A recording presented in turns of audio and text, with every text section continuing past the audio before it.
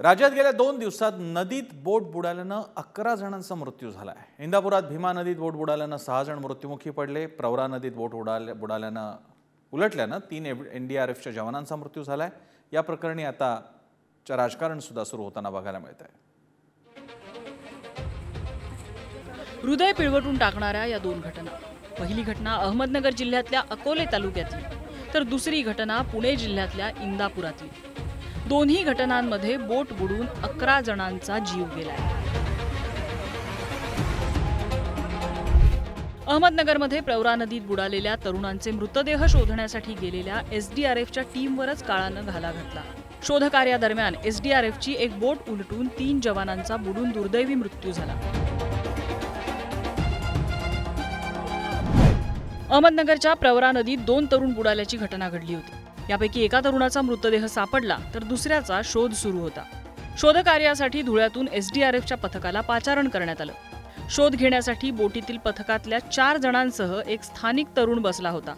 मात्र प्रवरा नदी पात्रात ही बोट उलटली आणि 3 जवानांचा मृत्यू झाला। प्रकाश शिंदे, वैभव वाघ आणि राहुल पावरा असं या मृत जवानांची नावं आहेत। या दुर्दैवी घटनेमुळे धुळे राज्य आपत्ती प्रतिसाद दलावर शोककळा पसरली। दुसरीकडे पुणे जिल्ह्यातल्या इंदापुरात उजनी धरणाच्या भीमा पात्रात 21 मे रोजी संध्याकाळी बोट बुडाली। या बोट दुर्घटनेत 6 जणांचा मृत्यू झालाय। 21 मे रोजी पुण्याच्या इंदापूरमधील कळाशीहून सोलापूरच्या करमाळ्यातल्या कुगावकडे ही बोट निघाली होती। उजनी धरणाच्या भीमा नदी पात्रात असताना अचानक वाऱ्याचा वेग वाढला आणि बोट उलटली। भीमा नदी पात्रात 35 फूट खोल पाण्यात ही बोट बुडाली। दुर्घटनेनंतर 6 जण बेपत्ता झाले। एनडीआरएफच्या मदतीनं 24 तास शोध मोहीम राबवल्यानंतर 6 जणांचे मृतदेह सापडले। या दुर्घटनेत गोकुळ जाधव, कोमल जाधव, अनुराग अवघडे, गौरव डोंगरे यांच्यासह माही जाधव आणि शुभम जाधव या मुलांचाही मृत्यू झाला। या दोन्ही घटना जितक्या दुर्दैवी आहेत तितक्याच विचार करायलाही लावणाऱ्या आहेत। कारण या दोन्ही दुर्घटनांवेळी पाण्यातील प्रवासाच्या सुरक्षेसंदर्भात कोणतीच काळजी घेण्यात आली नसल्याचं दिसून आलं।